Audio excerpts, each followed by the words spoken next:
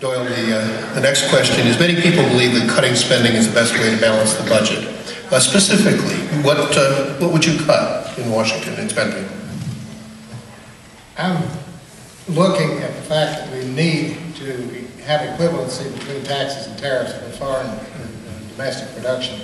I would rather the Chinese pay more tax and allow us probably to cut our taxes, because if it was really equivalent, there would be enough for those things which we have to do. But I definitely would look for fraud in Medicare.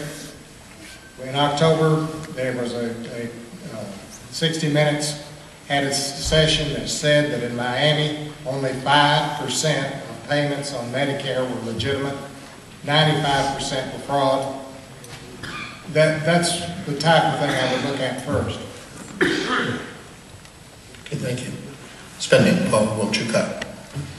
Well, I like this question. I think we ought to go back to 1994. Remember the contract with America that unfortunately was not, as you know, Jim, fully incorporated. Newt Gingrich had the right idea. We were moving forward, and then when they were confronted by President Clinton in the Oval Office, and he said, if you pass this through, we're going to claim you Republicans are shutting down the government, so they all backed away. And we need more conservatives, more constitutionalists in the U.S. House of Representatives who, when confronted by a liberal president, in this case Obama, will not back down. The original platform to the contract with America basically followed the U.S. Constitution, which said that there basically is no federal role for the government when it concerns things other than defense. And Jim, I agree with you there. I'm a Reagan defense hawk. Now, this isn't a foreign policy debate here. Can't wait to that debate, because I am a Reagan defense hawk. So I believe that defense does not get cut, but what we do is reform Social Security, and we shut down the EPA, completely shut it down, bring it down to the state level, and end the Department of Labor. And that was in the contract with America. That's what I firmly believe, and that sounds crude.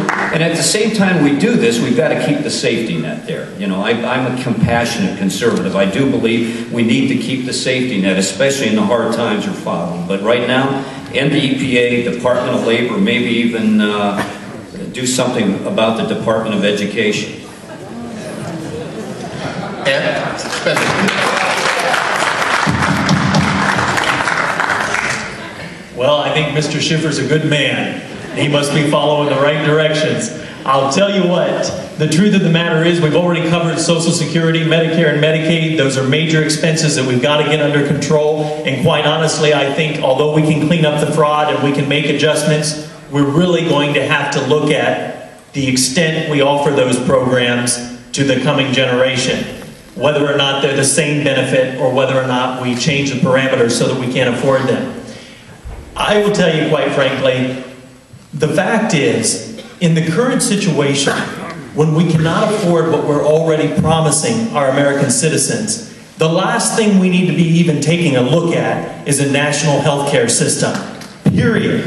We do not need a national health care system, and more importantly, the Constitution doesn't allow our federal government to create such a program legally, in spite of what you might hear from leaders on both sides of the aisle.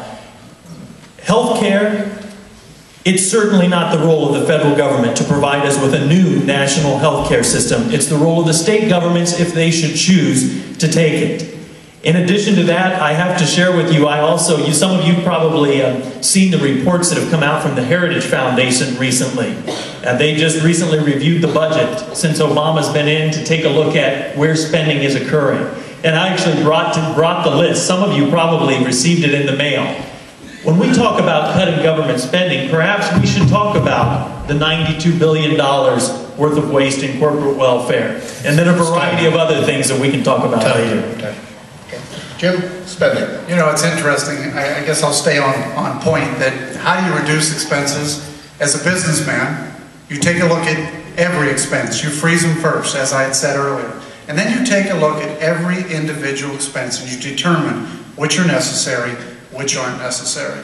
I mean, we can talk about a number of programs, but I picked this up, $66,000 Do you really think each congressman should be spending this? Multiply that out. Then go down the list of all the other ones. We have $55 billion in annual program overpayments. We need to pull those back in. Again, as a business owner, and as you spend money, you never spend more than you bring in. What happens with the federal government is they never look at what they're bringing in. They just continue to spend.